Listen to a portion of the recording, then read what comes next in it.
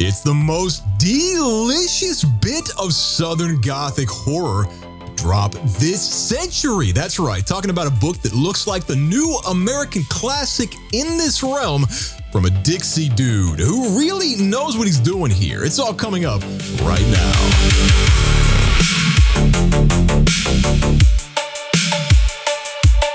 Back again, Rex Reindeer here with you, and as always, thank you for being here. And I am really excited to tell you about this book right here. This one right here. This is why we read. I'm telling you, this book needs to find its way into college classrooms because it is hitting on so many levels here. I blazed through this one, and as soon as I turned that final page and I shut the book, I started thinking about how fast I could put this video out because we make reading fun again here on the program, and it's all about books like this one right here.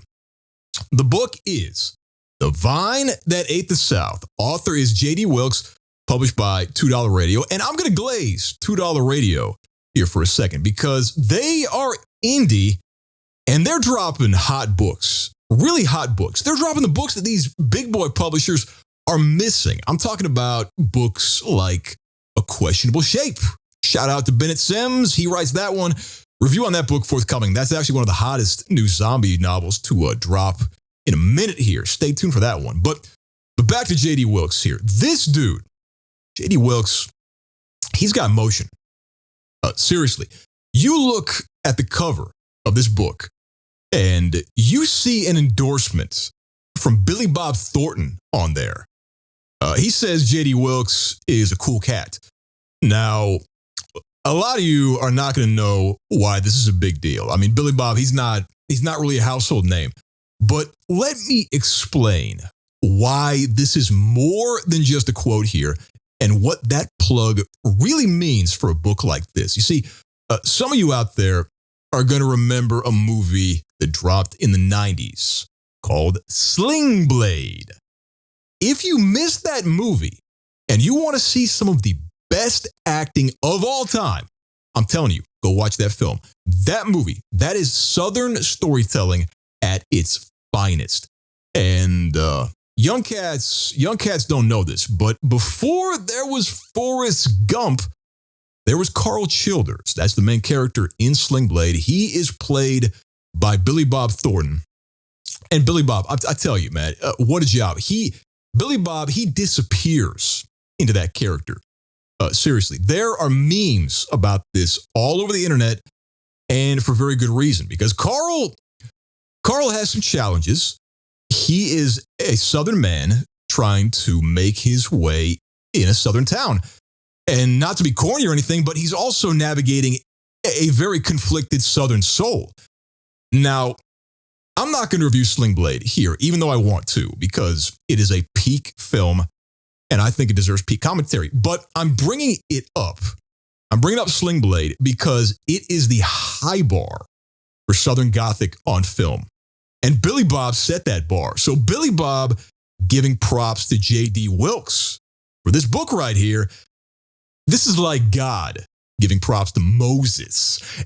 It's like Gordon Ramsay telling you that your cooking is really good. I mean, it's seriously high praise. And that praise, oh man, that praise is very well deserved. I read this book in 3 days. This book, this thing is it's like sweet Kentucky bourbon. Really. Not to be corny, but it's got this richness. It's got this complexity. It's also got an edge here.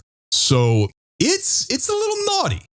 And you want to make it last here because the flavor, it really keeps you nipping at it. And it's delicious and it's warm and it's captivating. And that bottle just disappears. It disappears before you realize the trip's over. But the buzz keeps you riding high. I mean, if you can't tell, I'm riding high right now. Seriously. And the book is actually about a ride. There is this young Southern man, and he takes a deep ride into the Kentucky backcountry to find the truth, to find the truth behind this mythical urban legend. And that legend involves an abandoned house where two lovers were shacking up and consumed by kudzu. And if you know kudzu, then you already know that this plant eating a house is totally within reason. Seriously, that's where the book gets its name, The Vine That Ate the South. But I think you already see where this is going here. This thing stands on the shoulders of giants. You've got Heart of Darkness in here. You've got the Epic of Gilgamesh in here. This is a hero's journey, but it's wrapped. It's wrapped in tobacco leaves, and it's barbecued by good old boy Freemasons at a lodge. See, this is a young Southern man. He's got a friend, and only the friend knows the way. And they get deeper and deeper into the wilderness while running into all things Dixie. And the urban legends from the Old South, they all come into play here. I mean, think of the Brothers Grimm. Think of all those fairy tales from the Brothers Grimm.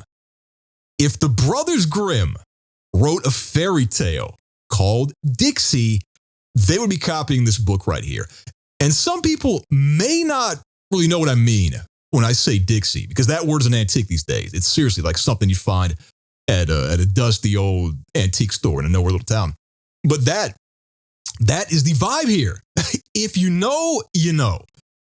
And if you know about abandoned railroad tracks that run across lazy old creeks, and if you know about rundown old billboards with Jesus stuff on them, and hot, humid summers, and double wides, and Shriners and Ingalls supermarkets, chewing tobacco, gravestones with moss on them, all that stuff. If you know about that stuff, then you know the vibe here. JD, he nails it. He nails the whimsy that I'm trying to get at here. This is a whimsical book right here. And there's a passage in this book that I seriously love because it draws attention to that whimsy. I mean, you know, we all know that fairy tales come from Europe because of the magic in the Eastern European woods and the Western European woods and all that stuff. But I think seasoned hikers in America know that our woods here have a different kind of magic. It is darker. It is a lot darker. You see, we have skinwalkers, and we have Appalachia and long shadows in the mountains that just kind of hang, you know? We have stuff like Mothman and Wendigo, and, you know, remember the Satanic Panic? Remember that? The satanic cults doing shit in the hills. All this is folklore right here. This book checks every single one of those boxes. And it does it so well that I almost want to classify this thing as anthropology. Because JD didn't fuck around while writing this thing. He had a tough target to hit here. And that was to do Southern Gothic in a way that stands not just apart, but also on its own. And in my professional opinion, he made that target fucking explode. Seriously, this is a major hit. And with that, we're going straight to the rating here. If you watch the program, you already know we rate on a scale. That scale is trash, okay, dope, and peak. The Vine That Ate the South, author J.D. Wilkes, $2 Publishing. This is a dope book. This is a dope book and a new American classic. It is almost peak. It is so close to being peak here. I almost want to give it peak. I can't do it, though. It's like a shot of Kentucky bourbon away from that. This is the kind of book that finds its way into college English classes, and for all the right reasons here. This right here is the high bar for Southern Gothic in the new millennium. This is the book to beat. It is a phenomenal read. Billy Bob wasn't lying. Bravo, J.D. Wilkes. And speaking of great reads, this is all I do here on the channel. This is all I do. These reviews are unsponsored. I don't get paid a dime for this. I just do it for the love of the game and the love of lit. So if you love lit too, maybe subscribe, because I want to keep you reading all the good stuff, making reading fun again. Much more to come, but for now, I gotta get out of here. Rex Reindeer signing off. We'll see you all again real soon.